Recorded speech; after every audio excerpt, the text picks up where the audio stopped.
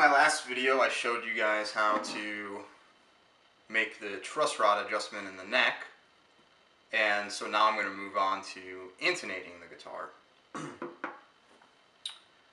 So even after you make an adjustment to your neck, you may have a problem with intonation, meaning that you may still have certain spots on your neck where the guitar isn't in tune. In my case, once I get up to or past the 12th fret, my notes start to fall flat. And that's pretty common for a lot of guitars. So that's where intonation comes into play. To do this, you are going to need a screwdriver. I've got a Phillips head screwdriver, nothing, just an old junky Phillips head screwdriver, does the trick perfectly. A tuner. I'm using this little practice amp with a built-in tuner. Hopefully you can see that okay on the video.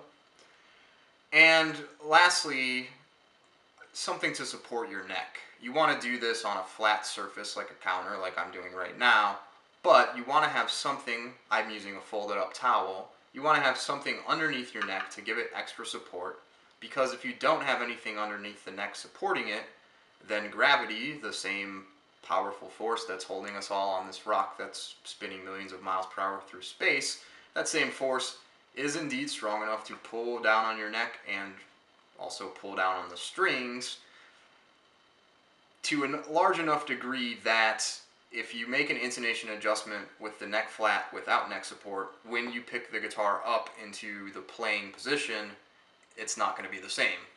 So you need some kind of neck support. I use a towel, you can use a book, you can use whatever you want, just as long as it's, you don't want to lift the guitar neck up, you just want it under there so that there's no gap between the neck and the counter. And this is important because this whole process is, it's a sensitive process. It's easy, but it's very touchy. Also, not only do you want to adjust the neck before you do this, you want to make any truss rod adjustments and any other adjustments on your guitar before doing this. I'm going to assume you did that. I'm also going to assume that you put new strings on and you stretched them out and broke them in.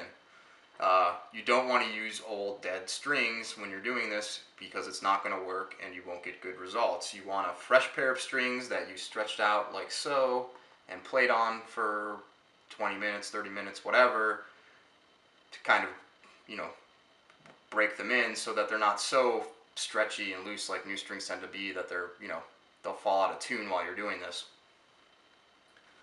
Okay, now that I got all that out of the way, let's just get to the actual meat of it. It's pretty simple. First things first, you want to use the neck pickup. It's just what's going to give you the best results. So I've gone from, my bridge pickup up to the neck position. You may want to lower your pickups, and you can do that by putting the screwdriver in one of these screws. It lowers on each side. The screw will lower this side, the screw will lower this side, and all you do is you just loosen the screw a little bit and that brings the pickup down. And the reason that you want to do this, you might want to do it to all the pickups, it just depends. The reason that you want to do this is because pickups are magnets, and that magnetic force, just like gravity, is going to pull down on the strings, and if the pickup is too close, it's going to distort your results. Now, to get into the rest of the procedure, I'll start by just tuning the guitar. Now I keep my guitar, the readout on here might look weird to you, it's going to say D sharp. I keep my guitar tuned a half step lower. I like to play an E flat as opposed to E. If I need to play an E, I can just put a capo on, it's simple enough. So I'm going to be shooting for a perfect D sharp on here. If you're in standard E tuning, you're going to be shooting for an E or whatever your tuning is. I'll start just by, I'm going to use the high E string as my example because that seems to be where this problem happens the most. Pluck the high E, just get it in tune. Oops. Upside down here, so there we go. It's a little sharp. I want to flatten that a little bit. And there we go. Pretty much perfect D.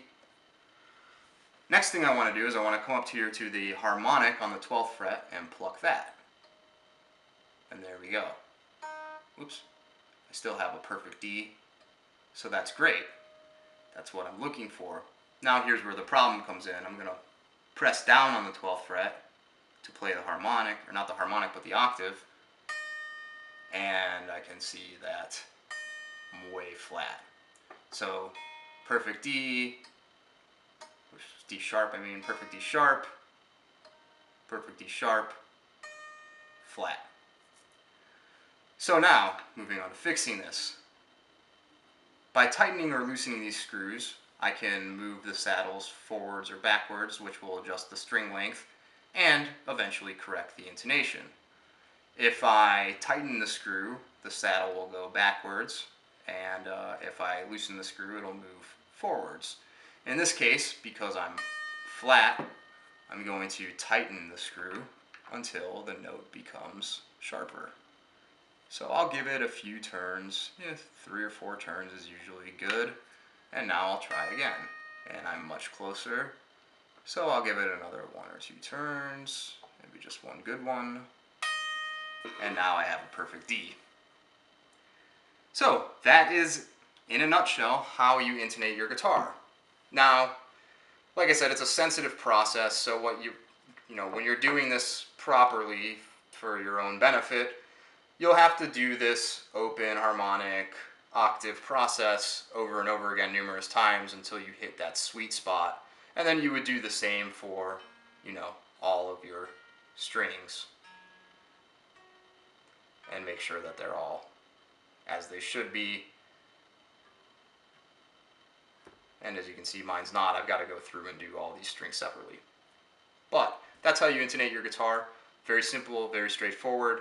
No reason to take it to a music store or a guitar shop for this.